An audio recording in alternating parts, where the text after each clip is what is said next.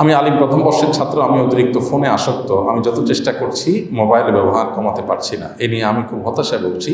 আমার করণীয় কী বা কীভাবে এদিকে উত্তরণ পেতে পারি জানা উপকৃত হবো। দেখুন ভাই, আমি এর আগে বিভিন্ন জায়গায় বলেছি, আমার এই ফোনে ফেসবুক, ইউটিউব, টিকটক এ জাতীয় কোনো অ্যাপ আমার এখানে নেই। এটাই আমার একমাত্র ফোন, আমার আর কোনো মোবাইল ফোন নাই। এই ফোনটাতে এই সমস্ত অ্যাপগুলোর কোনোটা নাই।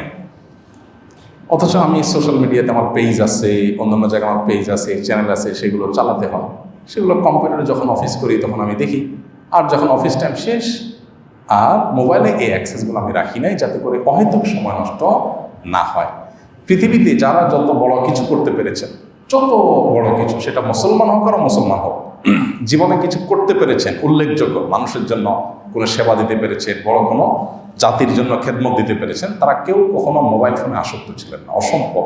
মোবাইল ফোনে আসক্ত মানুষ দ্বারা পৃথিবীতে বড় কিছু করা কোনোদিনই সম্ভব নয়। আপনি আলিমে পড়ছেন, আপনি অনার্সে পড়ছেন, আপনি ইন্টারমিডিয়েট পড়ছেন, যেটাতেই পড়েন না কেন, মনে রাখবেন মোবাইল ফোনের এডিকশন এই যুগে মানুষের প্রোডাক্টিভিটি ধ্বংসের সবচেয়ে বড় যন্ত্র।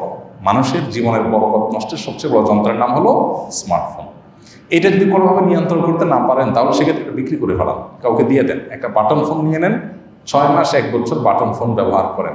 এতে কিছু বন্ধুবান্ধব হারায় ফেলবেন, কিছু লোক বলবে হ্যাঁ কি হয়ে গেল।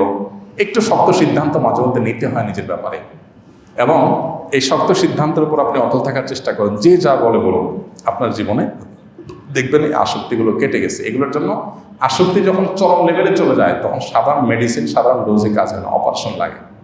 আর মোবাইলের ক্ষেত্রে অপারেশন হলো কি, এই সেটটাই কি করে ফেলা।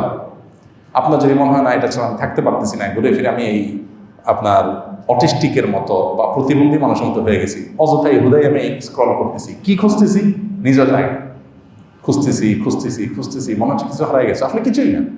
যদি জিজ্ঞেস করা হয় ভাই স্ক্রল করে কি খুঁজতে চাচ্ছেন, জানি না কি খুঁজতেছি। তো এটা তো এক ধরনের অটিজম বলতে পারি, এটা তো এক ধরনের প্রতিবন্ধকতা, তাই না? তো এই প্রতিবন্ধকতা এখন আমাদের ঘরে ঘরে জনজনে, আমরা রোগী কিন্তু আমরা বুঝতে পারছি না।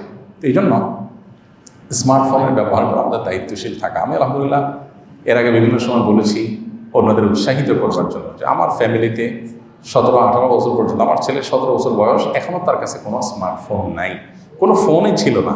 এই কিছুদিন আগে একটা বাটন ফোন দেওয়া হয়েছে, তাও যখন সে বাহিরে যায় এটা নিয়ে যায়, বাস।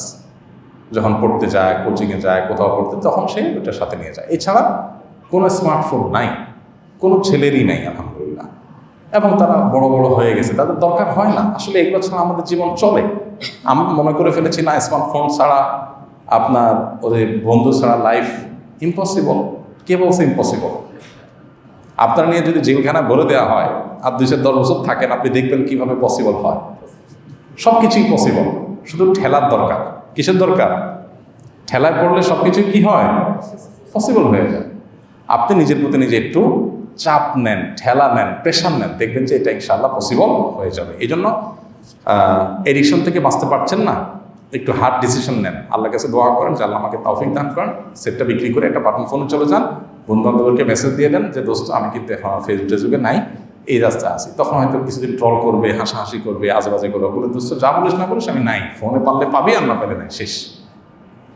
আমার জীবন গুরুত্বপূর্ণ নাকি বন্ধুদের সাথে আড্ডাবাজিটা গুরুত্বপূর্ণ, এই ডিসিশন আমাকেই নিতে হবে এবং বুঝতে হবে। আমি আবারও বলছি, মোবাইল ফোনের নেশায় আসক্ত মানুষ দ্বারা পৃথিবীতে বড় কোনো কাজ করা কোনোদিনই সম্ভবপর নয়। খুব এক্সট্রাঅর্ডিনারি ছাত্র আবার মোবাইলের পোকা, দুইটা একসাথে সম্ভবপর হয় না।